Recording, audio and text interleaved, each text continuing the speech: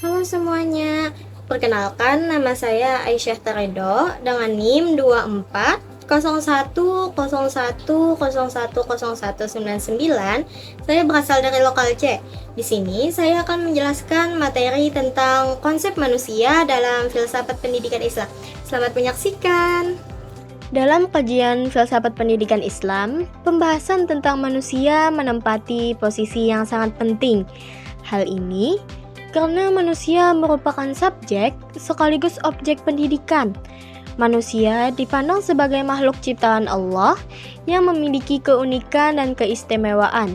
Dibandingkan makhluk lainnya, keistimewaan tersebut terletak pada potensi akal, hati, dan tanggung jawab moral yang melekat dalam diri manusia. Oleh sebab itu, manusia tidak hanya difahami sebagai makhluk biologis yang hidup dan berkembang saja, tetapi juga sebagai makhluk yang memiliki tujuan hidup dan amanah dari Allah. Al-Quran mendorong manusia untuk mengenal dan memahami dirinya sendiri, sebagaimana firman Allah dalam Quran Surah Az-Zariyat ayat 21, dan pada dirimu sendiri, maka apakah kamu tidak memperhatikan? Ayat ini menunjukkan bahwa manusia memiliki potensi untuk berpikir dan merenung tentang hakikat dirinya. Kesadaran inilah yang menjadi dasar penting dalam pendidikan Islam. Contoh dalam kehidupan sehari-hari ketika seseorang melakukan introspeksi diri atas perbuatan yang telah dilakukannya, ia berusaha untuk memperbaiki sikap dan juga perilakunya. Hal tersebut menunjukkan bahwa manusia memiliki kesadaran moral dan kemampuan reflektif. Hakikat manusia menurut filsafat pendidikan Islam. Manusia dalam perspektif filsafat pendidikan Islam merupakan makhluk yang tersusun dari dua unsur utama, yaitu jasmani dan rohani. Jasmani bersifat material dan berasal dari tanah, sedangkan rohani berupa ruh yang ditiupkan oleh Allah. Keduanya tidak dapat dipisahkan karena keduanya saling melengkapi dalam membentuk manusia sebagai makhluk yang utuh. Pandangan ini menegaskan bahwa manusia tidak dapat dipahami hanya dari aspek fisik dan intelektual saja. Pendidikan Islam harus mampu mengembangkan seluruh aspek kemanusiaan secara seimbang, baik fisik, intelektual, emosional maupun spiritual. Allah berfirman, sesungguhnya kami telah menciptakan manusia dalam bentuk yang sebaik-baiknya. Quran Surah At-Tin ayat 4. Ayat ini menunjukkan bahwa manusia diciptakan dalam kondisi yang sempurna, sehingga memiliki potensi besar untuk berkembang melalui pendidikan. Contohnya, seseorang yang memiliki kecerdasan intelektual tinggi tetapi tidak memiliki akhlak yang baik menunjukkan ketidakseimbangan dalam pengembangan potensi kemanusiaannya. Konsep manusia dalam Al-Quran. Yang pertama, manusia sebagai al-bashar. Istilah al-bashar digunakan dalam Al-Quran untuk menggambarkan manusia dari sisi biologis dan fisiknya. Dalam konteks ini, manusia dipandang sebagai makhluk hidup yang memiliki kebutuhan dasar, seperti makan, minum, istirahat, dan juga berkembang biak. Konsep al-bashar ini menunjukkan bahwa manusia memiliki kesamaan dengan makhluk hidup lainnya dalam aspek jasmaniah. Allah berfirman, katakanlah, sesungguhnya aku hanyalah manusia seperti kamu. Quran Surah Al-Kahfi ayat 110. Ayat ini menegaskan bahwa secara fisik, manusia memiliki keterbatasan dan kebutuhan biologis. Contohnya, rasa lapar setelah beraktivitas, kelelahan setelah bekerja, dan juga kebutuhan tidur merupakan bukti bahwa manusia adalah makhluk biologis. Yang kedua, manusia sebagai al-insan. Konsep al-insan di sini menggambarkan manusia sebagai makhluk yang memiliki kesempurnaan jasmani dan rohani. Dalam istilah ini, manusia dipahami sebagai makhluk yang memiliki akal, hati, dan kemampuan untuk menerima ilmu, serta memikul amanah dari Allah. Manusia sebagai insan mampu membedakan antara yang baik dan juga buruk, serta bertanggung jawab atas perbuatannya. Allah berfirman, Dia mengajarkan kepada manusia apa yang tidak diketahuinya. Quran Surah Al-Alaq ayat 5. Selain itu juga Allah berfirman, sesungguhnya amanah itu telah kami tawarkan kepada langit bumi, dan juga gunung-gunung.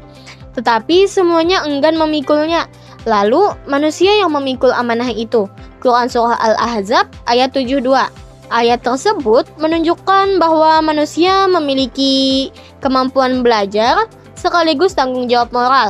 Contohnya, seorang pelajar yang belajar dengan sungguh-sungguh dan bertanggung jawab terhadap tugasnya mencerminkan peran manusia sebagai insan.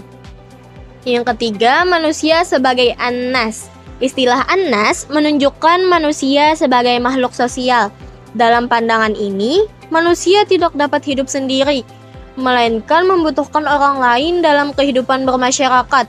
Manusia hidup dalam kelompok sosial, bangsa, dan budaya yang berbeda-beda, namun tetap memiliki tujuan untuk saling mengenal dan bekerja sama.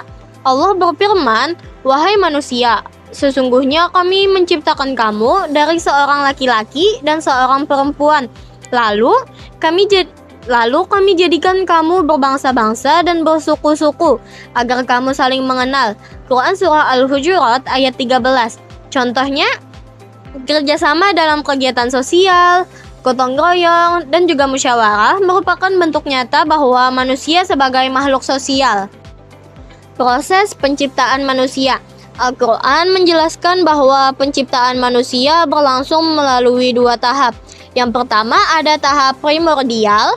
Tahap primordial merujuk pada penciptaan manusia pertama, yaitu Nabi Adam alaihi salam yang diciptakan dari tanah.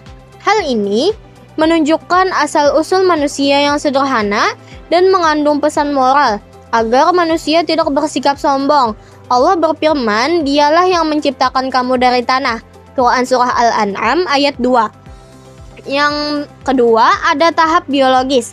Tahap biologis menggambarkan proses penciptaan manusia melalui nutfah, alaqah, mudghah, hingga ditiupkannya ruh oleh Allah. Allah berfirman, "Kemudian kami menjadikan segumpal daging, lalu kami meniupkan ke dalamnya ruh." Quran Surah Al-Mu'minun ayat 12 sampai dengan 14.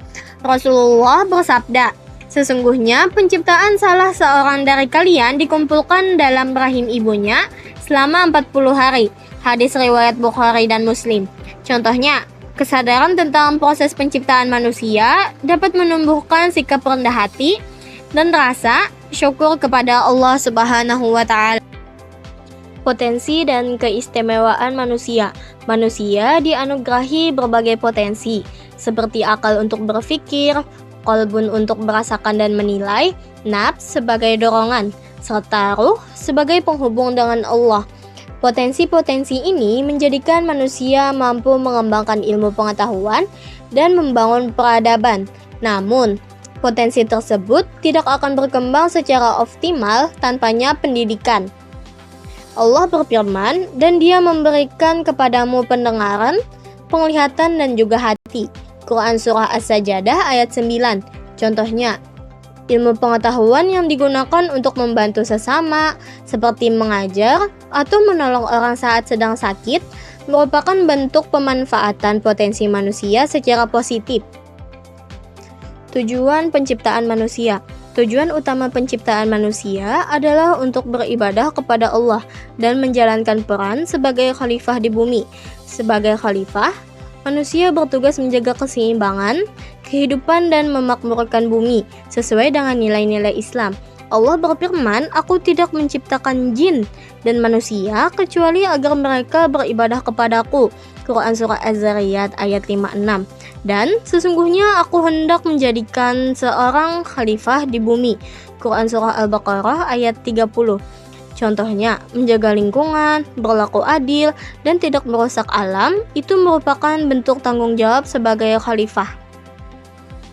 Manusia dan pendidikan Islam. Pendidikan memiliki peran penting dalam mengembangkan seluruh potensi manusia. Pendidikan Islam bertujuan membentuk manusia yang beriman, berilmu, dan berakhlak mulia. Melalui pendidikan, manusia diarahkan agar hidup sesuai dengan fitrahnya dan tujuan penciptaannya. Allah berfirman, Allah akan meninggikan orang-orang yang beriman dan berilmu beberapa derajat. Quran Surah Al-Mujadilah ayat 11. Contohnya, Pembiasaan nilai kejujuran, disiplin, dan tanggung jawab dalam pendidikan merupakan wujud nyata pendidikan Islam. Dengan demikian, manusia dalam perspektif filsafat pendidikan Islam adalah makhluk yang memiliki potensi besar dan tujuan hidup yang jelas. Pendidikan berfungsi sebagai sarana untuk mengarahkan potensi tersebut agar manusia mencapai kesempurnaan sebagai insan kamil.